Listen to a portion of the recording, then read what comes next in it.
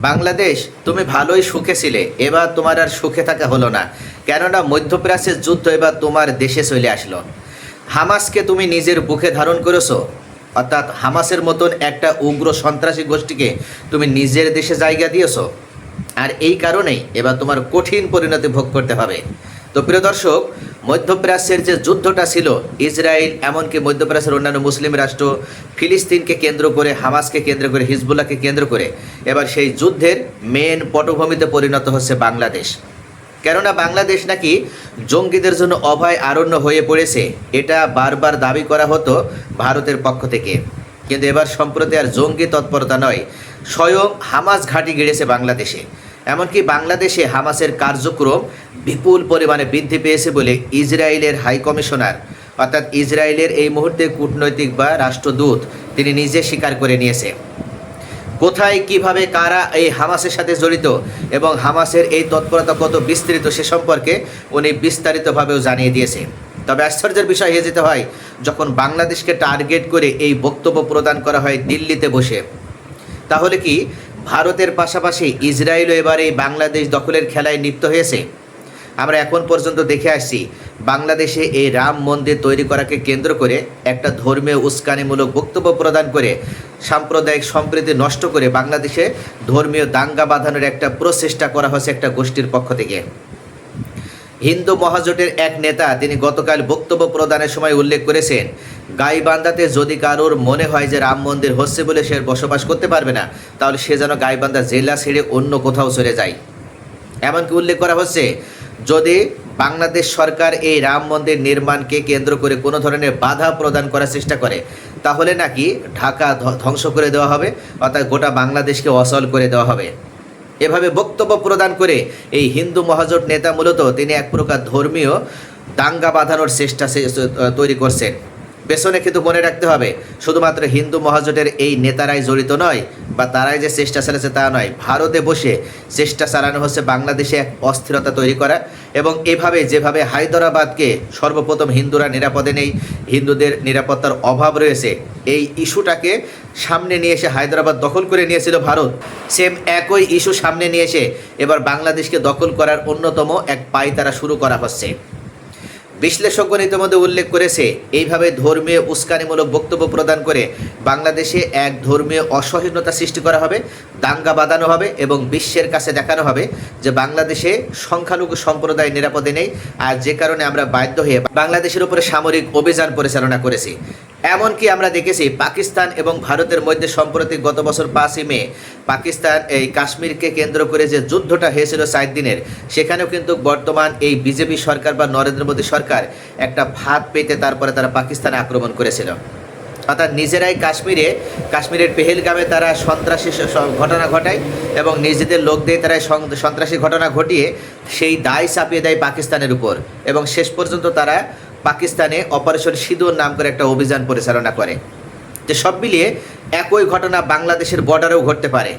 ইতিমধ্যে বাংলাদেশ বর্ডারে অস্থিরতা তৈরি করার জন্য পুশির নাটক ঘটানো হয়েছিল, অর্থাৎ শুভেন্দু ক্ষমতায় আসার পর দীর্ঘ 15 বছর পর আবার বাংলাদেশকে উদ্দেশ্য করে ভারতের এই বর্তমান কেন্দ্রশাসিত যে সরকার, বিজেপি সরকার, তারা পুশির নাটক তৈরি করে বাংলাদেশের বর্ডারকে অস্থির করতে চেয়েছিল। বাংলাদেশের সাহসী বিজেপি সৈনিক বা সাহসী বিজেপি সেনারা তারা অবশ্য সেই ষড়যন্ত্র নস্যাৎ করে দিয়েছে, কিন্তু এখনও শেষ হয়ে যায়নি। প্রত্যেক দিন খবর আসে বর্ডারে বিভিন্ন জেলাতে বিভিন্ন সময়ে বিভিন্ন জায়গায় এই পুশিনের চেষ্টা করা হচ্ছে। তবে এবার ভারতের ভিতর থেকে এমন এক ষড়যন্ত্র তৈরি করা হয়েছে যে ষড়যন্ত্রের সঙ্গে এবার ইসরায়েল এবং ফ্রান্সও। এমনকি পিনাকি ভট্টাচার্য তার নিজের ভিডিওতেও তিনি উল্লেখ করে জানিয়ে দিয়েছে যে কীভাবে বাংলাদেশে দাঙ্গা বাঁধানো হবে এবং বাংলাদেশে অস্থিরতা তৈরি করা হবে, এবং সেটাকে সুযোগ হিসেবে গ্রহণ করে ভারত, ইসরায়েল এবং ফ্রান্স যৌথভাবে বাংলাদেশকে ভারতের অঙ্গরাজ্যে পরিণত করবে। কারণ এই মুহূর্তে কিন্তু বাংলাদেশ তার প্রতিরক্ষার দিকটা অত্যন্ত গুরুত্ব সহকারে বিবেচনা করছে। গত বছর বাংলাদেশের প্রতিরক্ষা খাত যেখানে ব্যয় করা হয়েছিল 27,000 কোটি টাকা, সেখানে এবার বৃদ্ধি করা হয়েছে 42,000 কোটি টাকা। অর্থাৎ বাংলাদেশও বুঝতে পেরেছে যে তাদের দেশ গ্রাস করার এক গভীর ষড়যন্ত্র চলছে। আর যে কারণেই তুরস্কের সাথে এবার যৌথভাবে বাইরাক্তার টিবিটি ড্রোন কারখানা তৈরি করা হচ্ছে। চীন থেকে নেওয়া হচ্ছে এয়ার ডিফেন্স সিস্টেম। এমনকি লালমনিরহাটে এই অত্যাধুনিক বিমান বন্দর তৈরি করা হয়েছে, যেখানে একসাথে 10 থেকে 15টি ফাইটার জেট থাকতে পারবে। এছাড়া এয়ার ডিফেন্স উন্নত যে রাডার সিস্টেম বসানো হচ্ছে, এই রাডার ব্যবস্থার মাধ্যমে বাংলাদেশ প্রতি বছর 6,000 কোটি টাকা ইনকাম করতে পারবে। অর্থাৎ বাংলাদেশের আকাশপথ ব্যবহার করেছে এতদিন, এবং সেই আকাশপথকে নিজেদের আকাশপথের মতো ব্যবহার করে ভারত বা বিভিন্ন দেশের বিমান কাছ থেকে বা বিভিন্ন দেশের যাত্রীদের বিভিন্ন দেশের এয়ারলাইন্সের কাছ থেকে তারা টোল আদায় করত। এবার বাংলাদেশ নিজেদের এয়ার ডিফেন্স এবং রাডার ব্যবস্থা উন্নত করার মাধ্যমে এই টোল তারা নিজেরাই আদায় করবে। আর যে কারণে ভারতের ভিতরে চুলকানি শুরু হয়ে গেছে। তারা মনে করছে বাংলাদেশ তো আমাদের হাতছাড়া হয়ে গেল, তাহলে বাংলাদেশ কি সত্যিকারের স্বাধীনতা ভোগ করতে যাচ্ছে? এটা মনে করে অবশেষে বাংলাদেশের বিরুদ্ধে এই ষড়যন্ত্র শুরু করা হয়েছে, এবং যে কারণে দিল্লিতে বসে ইসরায়েলের এই কূটনীতিক, ইসরায়েলের এই রাষ্ট্রদূত এমন হুঙ্কার ছাড়ার ক্ষমতা দেখালো, এছাড়া এমন বিস্ফোরক বিবৃতি দেওয়ার সাহস দেখালো। ইসরায়েলের রাষ্ট্রদূত রিউভেন আজার তিনি উল্লেখ করেছেন 7ই অক্টোবর 2023 যেভাবে হামাসের সাথে বা গাজা উপত্যকায় যুদ্ধ ছড়িয়ে পড়ে, তারপর থেকে বাংলাদেশ এবং পাকিস্তান ও হামাসের কার্যক্রম বৃদ্ধি পেয়েছে। ভারতীয় সংবাদ মাধ্যম এনডিটিভিকে দেওয়া এক সাক্ষাৎকারে রিউভেন আজার বলেন, ইসরায়েল শুধু মধ্যপ্রাচ্য নয়, বরং মধ্যপ্রাচ্যের বাইরেও হামাসের সম্ভাব্য প্রভাব বিস্তার নিয়ে উদ্বিগ্ন। তারা মনে করে বাংলাদেশ এবং পাকিস্তান উভয় রাষ্ট্রে হামাসের কার্যক্রম আগের থেকে অনেক বেশি বিস্তৃত। তিনি উল্লেখ করেছেন, আমরা পাকিস্তান ও বাংলাদেশে হামাসের কার্যক্রম গভীরভাবে পর্যবেক্ষণ করছি। তবে তিনি এটার সপক্ষে কোনো প্রমাণ দিতে পারেনি। তাই দর্শক একটি বিষয় মনে রাখতে হবে, এই গুরুত্বপূর্ণ যে বিবৃতি উনি প্রদান করেছেন তার পক্ষে তার কোনো স্বাধীন আন্তর্জাতিক সংস্থা বা জাতিসংঘের পক্ষ থেকে এমন কোনো তথ্য প্রকাশ করা হয়েছে এই ধরনের কোনো প্রমাণ তিনি দেখাতে পারেননি। তাহলে এই মিথ্যাচার করার মানেটা কি? ইসরায়েল কি জোরজার মুল্লুকতার এই নীতিতে অবশেষে বাংলাদেশের ভিতরে এই মিথ্যাচার করার মাধ্যমে হামাস আছে এই মিথ্যাচার করে বাংলাদেশে কোনো অস্থিরতা তৈরি করতে চাচ্ছে? এমনকি সাক্ষাৎকারে নিয়ে রিউভেন আজার শুধু হামাসের বিষয়ে কথা বলেননি, তিনি পাকিস্তানের কূটনীতির ভূমিকা নিয়েও প্রশ্ন তুলেছেন। তিনি এই মুহূর্তে পাকিস্তানের প্রতি চরম ক্ষুব্ধ। তিনি উল্লেখ করেছেন, ইসরায়েল পাকিস্তানকে আর বিশ্বাস করে না, এমনকি দেশটির কূটনৈতিক অবস্থানকেও সতর্কতার সঙ্গে নাকি পর্যবেক্ষণ করছে। মূলত আমেরিকা এবং ইরানের মধ্যে যে যুদ্ধবিরতি কার্যকর হয়েছে, পেছন থেকে সব থেকে ভূমিকা পালন করেছে এই পাকিস্তান। আর যে কারণে পাকিস্তানের প্রতি চরম ক্ষুব্ধ ইসরায়েল। ইসরায়েল চাচ্ছিল যে কোনোভাবে ইরান এবং আমেরিকার মধ্যে যেন যুদ্ধবিরতি না হয়, আর যুদ্ধ চালিয়ে রেখে শেষ পর্যন্ত সে গোটা লেবাননকে দখল করে নেবে। কিন্তু এই শান্তি এবং নিরাপত্তা প্রতিষ্ঠিত হওয়ায় পাকিস্তানের উপরে চরমভাবে ক্ষুব্ধ ইসরায়েল।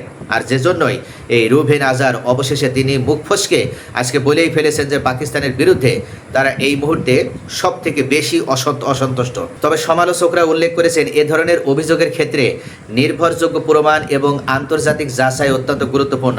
তাই কোনো স্পষ্ট প্রমাণ ছাড়া এমন অভিযোগ দায়ের করা সম্পূর্ণভাবে বেআইনি, যেটা ইসরায়েল এই মুহূর্তে এই বেআইনি কথা বলার মাধ্যমে বাংলাদেশের বিরুদ্ধে অস্থিরতা এবং গভীর ষড়যন্ত্র তৈরি করার এক পায়তারা শুরু করে দিয়েছে। তবে বাংলাদেশকে নিয়ে এই ষড়যন্ত্র কিন্তু কোনোভাবে বাংলার এই শান্তিপ্রিয় জনগণ সফল হতে দেবে না।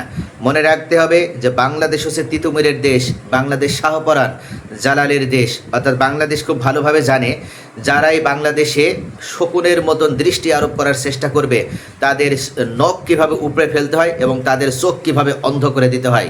ইরানের মতন বীর জাতিরা যেভাবে ইসরায়েল এবং আমেরিকার মুখোমুখি হয়ে তারা সত্যিকার অর্থে নিজ দেশের স্বাধীনতা সার্বভৌমত্ব রক্ষা করার জন্য নিবেদিত প্রাণ হয়ে ঐক্য বজায় রাখতে পেরে তারা ঐক্য বজায় রেখে তারা দেশপ্রেমের এক অনন্য নজির স্থাপন করেছে, সেম একইভাবে বাংলাদেশও যে কোনো ধরনের ষড়যন্ত্র নস্যাৎ করে তারা নিজ দেশের স্বাধীনতা এবং সার্বভৌমত্ব রক্ষা করতে বদ্ধপরিকর। তাই বাংলাদেশের ভিতরে যে কোনো ধর্মীয় উগ্রতা সৃষ্টি করা, এমনকি হামাস আছে এই মিথ্যাচার করার মাধ্যমে যদি কোনো রাষ্ট্র বাংলাদেশকে অস্থির করতে চায়, তাহলে তাদের পরিণতি ঠিক ইরানের যেভাবে তাদের পরিণতি হয়েছে সেম একই পরিণতি তারা বাংলাদেশও ভোগ করবে।